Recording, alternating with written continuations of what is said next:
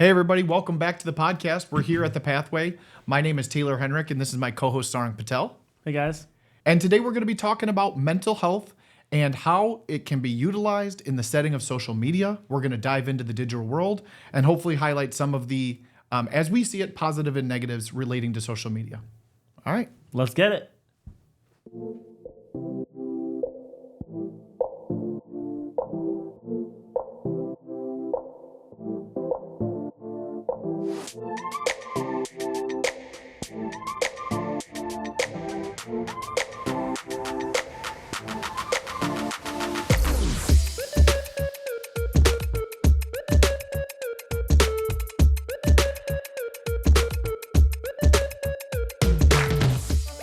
Hey, everybody. Welcome back.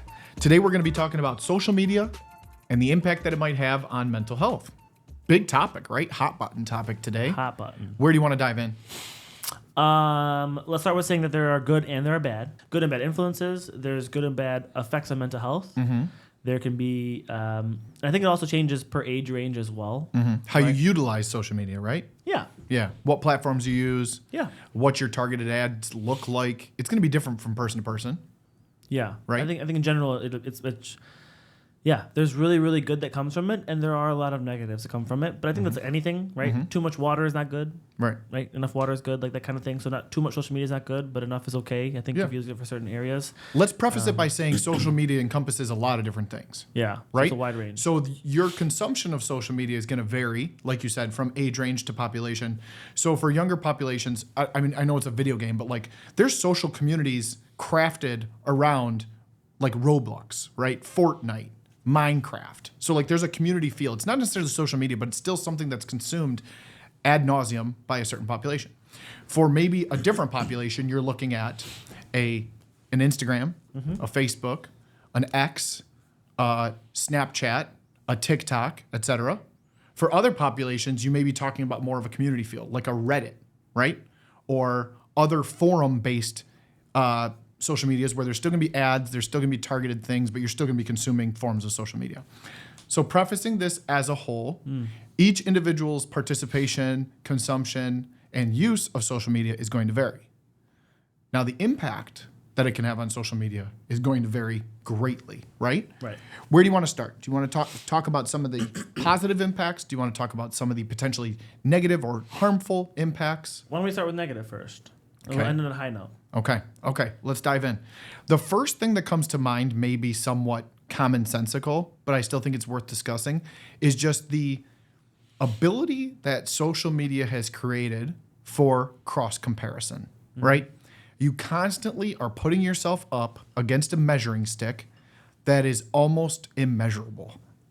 By that, I mean some of the things that you see out there are lavish. So whether it's wealth-based, whether it's body image or self-worth based, whether it's career-based, whether it's friendship-based, you're constantly seeing individuals, platforms, companies with their achievements, their high marks, their best spots. It's people on vacation. It's individuals with expensive material goods. It's individuals who can flaunt what they have.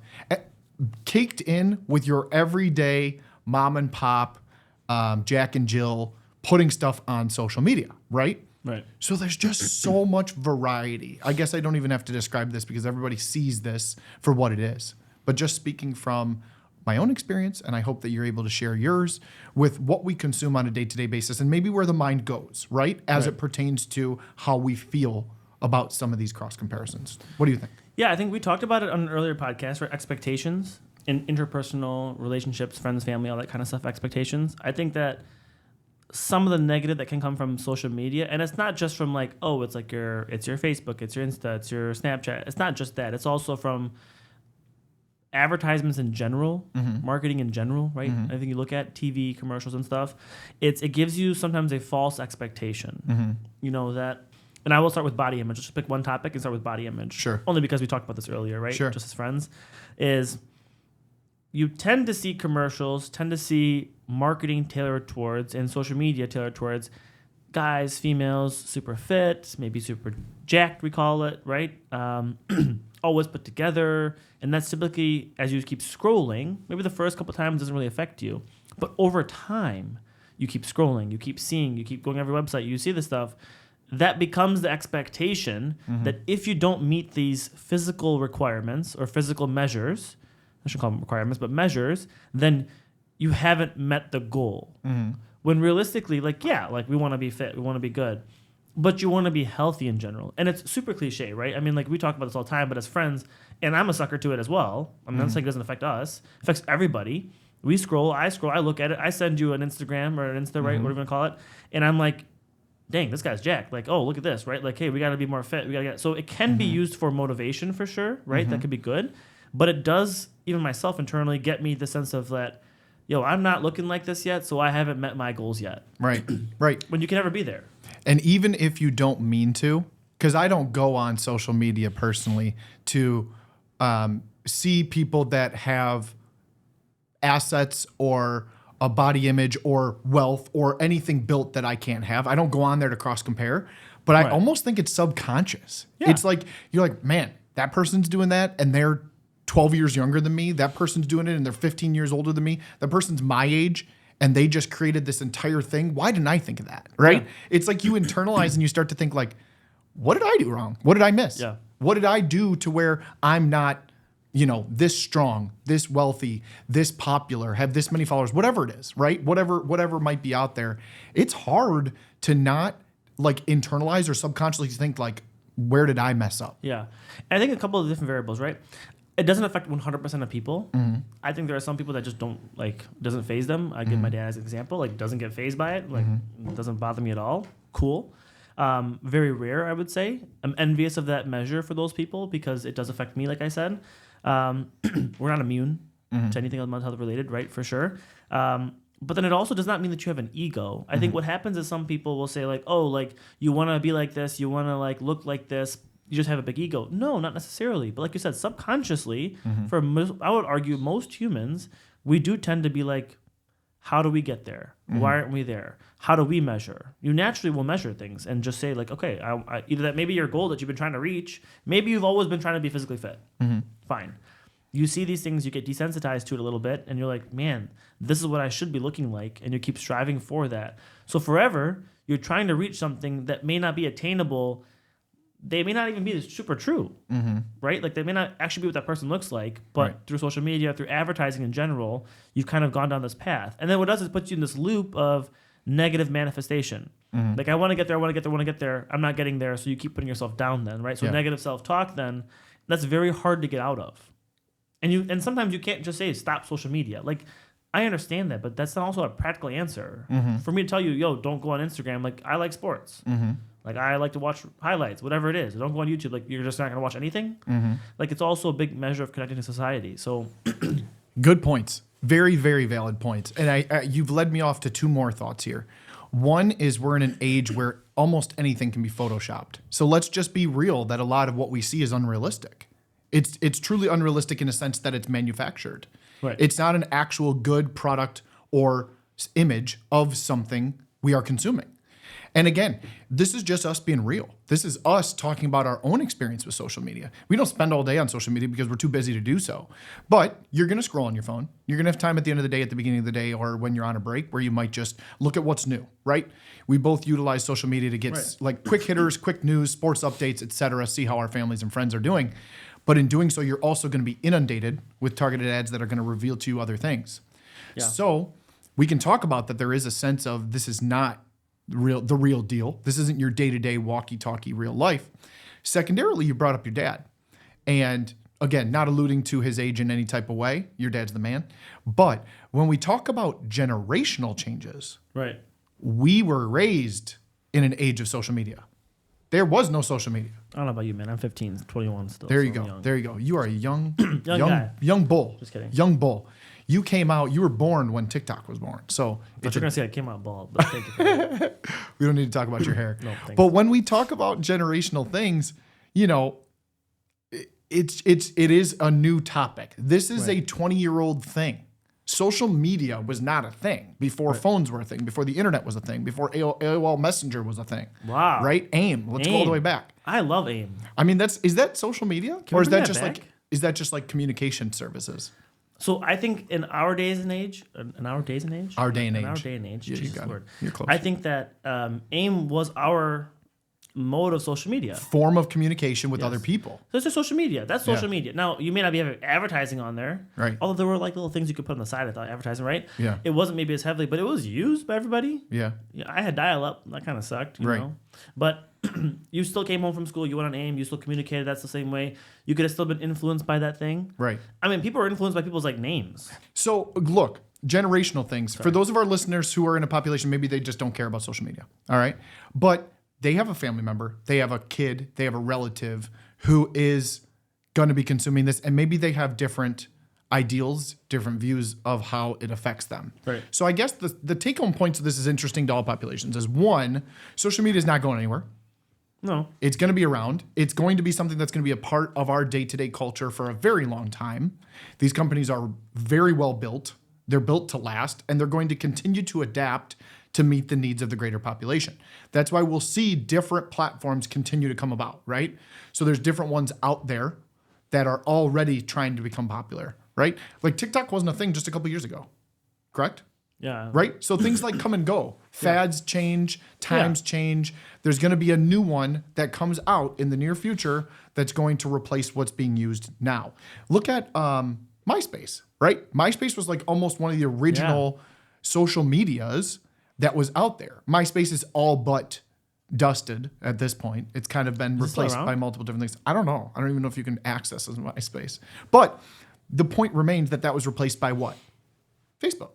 Facebook was like a very much a small little startup thing that now is like a very large, gigantic thing. But you know, like you were mentioning the generational gaps, right? I think that it's also, there's 2 points to that. One is that the generation probably prior to that did not grow up with this at all may not get affected as much as maybe we are, where we're like ingrained in it all the time, right? As an example, right? However, the reverse can be said, where it can be, social media can be challenging for them because maybe their work requires that to be an integral part of their job. That's a good point. And they now, who did not grow up with tech the way we have, or the speed of the growth of tech, now have to adapt to something, and we kind of expect it. And when they don't know how to do it, like use crazy Excel sheets or, you know, post things, or I don't even know how to do it actually, like merge things on the same picture and make it all like, you know, together for one post. We're like, why can't you do this? It's super simple. Like, what's going on here? You get frustrated with them. But they didn't grow up with this, right? Or this growth. So now it can be detrimental to them in that sense. Because they can't use it, it's detrimental to them. Because we use it too much, it's detrimental to us as well. It's second nature. Yeah. It's a good point. So It's a very valid point to make, and I appreciate you bringing it up because it's always nice to look at things from different perspectives. So I appreciate you bringing that up and stating like it's not just about consumption; it's also about use. We Yeah. were just talking earlier today. You and I had commented on how TikTok had shut down for a certain amount of time, and we talked about how TikTok is a form of revenue, a form of income for a very large population of people. A lot of people go on there just to get their information from TikTok. For example, my wife used it when we were looking for a couch. She was looking at people unboxing certain couches so we could see what it looked like in real life. A very practical application of a social media platform. Other people use it monetarily. The same can be said for other social media platforms. So when those things are taken away, negative adverse reaction, right? But yeah. there's always two sides to a story, right? There's probably people that can't get away from social media. There's probably people that consume too much social media. And the obvious negative elephant in the room is that it is everywhere. And it's hard to shut down. It's hard to shut off for periods of time. You hear about people doing dopamine fasts or taking time off of social media platforms. What are your thoughts on some of those types of practices? I mean, I don't tell people to do that unless it is something that is detrimental to them and that is distressful, right? So if I tell you, like, don't go on social media and you're already barely going on it, I don't know if you need a dopamine reset. I don't know if you need that reset in general, right? It may do you good. It may not do you good. I don't really know. But if it is becoming an issue where you can't sleep properly because of it, you're not focusing at work, or that's an issue that's like triggering for your ADHD and that's like a big topic for you, then yeah, we're going to work on that skill and say, yo, probably put it away, put a lock on it, put an app that makes sure you can only open it for X number of hours in a week. Like, you have to do those kind of things. Just like if you're drinking too much water, which could be dangerous, then we got to put limitations. Anything else you could do, right? Too much of a good thing is not good. So the same thing happens here with social media. You can definitely tell someone to use it less if they need to, and then you have to work with them and set goals, and that's where a therapist comes into play to set this treatment plan to definitely work on meeting those expectations and giving like realistic expectations. Yes. Right? You can't go from it's not common to go from smoking 2 packs of cigs to then going to 0. Cold turkey. Right? Now, some people can do it, some people can't. But sometimes it requires a taper. And the same thing as a taper here is that, okay, you're doing 25 hours a week. Let's get to 20 hours next week. So you give someone a reasonable expectation, something they can meet that is still a challenge. So they met that goal. It's motivation, positive motivation to kind of get to the next point if you need to do that for those patients, right, or those clients.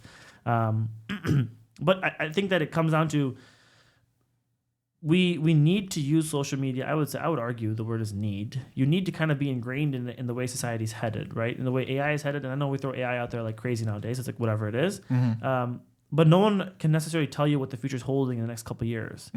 But I would argue that since COVID, the speed of life has increased, I think, tremendously. At least what I felt. And I've seen with patients, whether it's the speed of communication, the ease of having communication, no longer like, I got to meet you up, let's schedule in 2 weeks, like, let's get on a Zoom today. All right, cool. Let's do it after hours. All right, cool. The speed of communication, speed of growth of business, of interpersonal relationships, I think has increased to a certain extent. And social media plays a big role in that. Now, I would argue that the way society has grown speed-wise is going to continue, which would imply that, not hopefully, but it would imply that social media is going to play a continuous role. So it's not really practical for us to tell somebody, don't ever go on it. It's about regulating it, right? Keeping a good eye on it across the board. I think that's the biggest thing, right? So we always say like drinking alcohol or having a drink, if you can control it and if you can regulate it, that's good. If we're taking 5 shots a day or having 6 beers every single night, probably not a good idea. We probably should stay away. So you have to, again, look at every situation completely different and then meet the client where they're at. Absolutely. So we dwelled on the negative. We talked about some of the negative influences that are out there. How can social media as a medium be used in a positive light? What can it do to promote mental health, and how can it help one's mental health? Just extrapolating it onto our specific purposes. So personally, like we mentioned earlier, and I'll be really brief, I use it for goals, motivation, memes, or I usually call them memes, but posts that show you or talk to you about, hey, like motivational topics, motivational statements, or visual effects that can be motivational, right? Talk about the lion looking in the pond, seeing a bigger lion. I use it for that. Now, too much of that can be negative because then with that comes motivational stuff where it's this person flying their own private jet, this person buying their own yacht. Like, that's not happening in this lifetime here. But then it gives you false expectations, or like you lose track of saying that you've done a good thing because you don't have those material possessions. Right. But the good is that it can definitely push you, get you out of your comfort zone, definitely get you to work more, not just financially, but also relationship-wise with friends and family, and also self-motivation, right? Some of the stuff is like health stuff, like the unhealthy stuff in cereals, unhealthy stuff in normal foods or sugars that we have here, right, compared to other countries. That's a big topic lately, right? So I think that's good things because it can give you good information if it's accurate, right? But it also can then help you to be a better person both physically, financially, hopefully, and then also mental health-wise, right? Interpersonally wise, health-wise in general. I like it for a couple different factors. I appreciate that yours is more motivational. Right. That's one way to look at it. Motivational is definitely a big push for social media. And it's something that people don't prey on, but they utilize for the masses. And it's something that connects for you. It's something that is important to you. And I like that. I think a couple other aspects for looking at social media. One is information gathering, right? We always have to be discerning with what we consume on social media because there are things out there that are not true and there are things out there that are very true. So information gathering in general, you can utilize social media platforms to find out a lot of things in terms of data, facts, right? There's all kind of pages that you can learn about history or different things out there. So just from speaking in broad strokes, that's one thing. A second thing that I think is very important is connection. Inherently, that was the point of, and the derived meaning or purpose for something like Facebook is to keep in touch with people and connect with people that are out there that you can't see all the time. So you can see in their day-to-day, what are they doing, right? So now maybe it does come across in a certain way, but at its core, I think Facebook was a connecting piece. It was allowing people to connect and share their lives with other people across a platform, right? In a very innocent sense. It's since been inundated with ads and other means, but it is cool to think about going all the way back to the point. It was just, how do I keep in touch with somebody that doesn't live here? Yeah. Right? Rather than a phone call, a text, it was sharing your life with somebody else. Yeah. Or someone who's close to you, but you may not just run into it on a daily basis. Yeah. Someone from childhood. I think it's cool sometimes to see, that's a good point with connection. You see somebody from years ago, and whether it's like middle school or elementary school or high school, and then you get to see kind of what they're doing also in their life too, but then you also see like, yo, they're in the sometimes same boat as you are. And it's kind of cool to see, or you connect, or there's a group or reunions that come together, right? Or birthday parties, whatever it is. And that's kind of the only way they could have contacted you. And if you didn't have that, if we didn't have this means of social media, how would we connect? Yeah. Yellow pages? Right. Right. You can't just share your number ad large these days because Yeah. you get all kinds of spam. So it's just, Yeah. I don't know. When you look at it from a simplistic sense, I think connection is what it boils down to. I do think it can help some of those individuals who may feel more isolated, who might not feel like they have as much there. Maybe it's a means to keep in touch with the community, right? The same way some people utilize video game communities to be their community, or tabletop, or anything that you do as a, different clubs or committees or councils that people are a part of. Social media can be cast in that same light. Right. And I like that. I do see a lot of good in that, in the community feel, right? Like there used to be ads for Facebook that talked about community meetups for going for walks or coffee club or reading clubs, like stuff like that. That is a nice product or byproduct of social media. And again, not just focusing on one social media, but just thinking in terms of how can it help? How can it benefit somebody to be a part of these? You know, you don't sign up on a whim for a social media. You sign up for the intention of either adding people or doing something with other people, right? You don't go necessarily on a social media platform just to sit there, right? Yeah, generally not. So what is the purpose? You know, some people scroll on X for their news, for their sport updates, for breaking news from the NBA, for the latest in economics, for something relating to a cooking class, to follow their favorite author, etc. There's so many different things out there. But is there a benefit in that? Do you think that it can actually help someone feel better on a day-to-day basis? Is there something that can be seen or done from that? Yeah, I think sometimes if you're looking at for sports, for instance, for us, right? It's not a motivational aspect, but it's sometimes your only break from the rigmarole of the day. I can't say that word, right? But of the stuff that happens throughout the day, right? The routines that we have throughout the day, it's sometimes a good breakup. Yeah. And sometimes it is 5 minutes. Now again, you can't spend 7 hours on there, but if you can put in moderation, that is sometimes the only break you get. That is, your mind may shut off. You may go towards something that you enjoy, cooking, recipes, like you said, sports, right? Politics, economics. That gives you that pleasure that's kind of cool. You get to kind of see it and then go back to your normal daily routine, work, family, friends, whatever it is. But you get that kind of break. And I think that's valuable. So that's one thing that would be good that comes from it, I think, or if you can moderate it. But then I also think it's information gathering, right? Sometimes it's good to be in the know. It's definitely, especially with how fast society moves, it's important to kind of be connected still in that sense. Because also with your friends, typically, it's cool when you can have everyone get the information at the same exact time generally, and then you have something to converse about. So when you do hang out in the day or whatever it may be, everyone's kind of sometimes on the same page a little bit. And if not, then someone has access to it. There's something that's going on. There's always something moving. So it's always something to kind of chat about, I guess, with your friends, colleagues, relationship stuff as well, right? For something new. For an individual who doesn't usually or doesn't currently use any social media, okay, doesn't matter their age, would you recommend, knowing what you know about social media platforms, very broad strokes comment here, would you recommend that they start using social media today? If you ask this question to most people, the quick, fast answer is no, don't do it. Because it's like already kind of ingrained, even though we have one, right? So I would say it depends. If you feel like you are missing out on something and you've been doing it just to hold out because you feel like, man, I'm not going to do it, but you feel like you could be better connected, you kind of are curious about it, then I would say sure. If you can moderate it a little bit. But if you feel like you're not missing anything and you're like, I don't really care, like I'm not going to use it.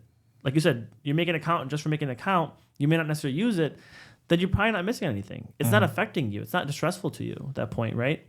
Sometimes like what you don't know may not hurt you kind of thing. So if you're not missing out on something, it's not affecting you for work or family or friends, and you're still busy, you're still doing things, you're still happy with where you're at, then I don't think it's a big deal. You don't have to have one. It doesn't make you any less because you don't have a social media account. But it also doesn't mean that if you have one, there's a problem as well. Right? It's just so it's hard to say yes or no. Absolutely. But I would say that quick trigger answer for most people would say is don't do it. Yeah. Yeah.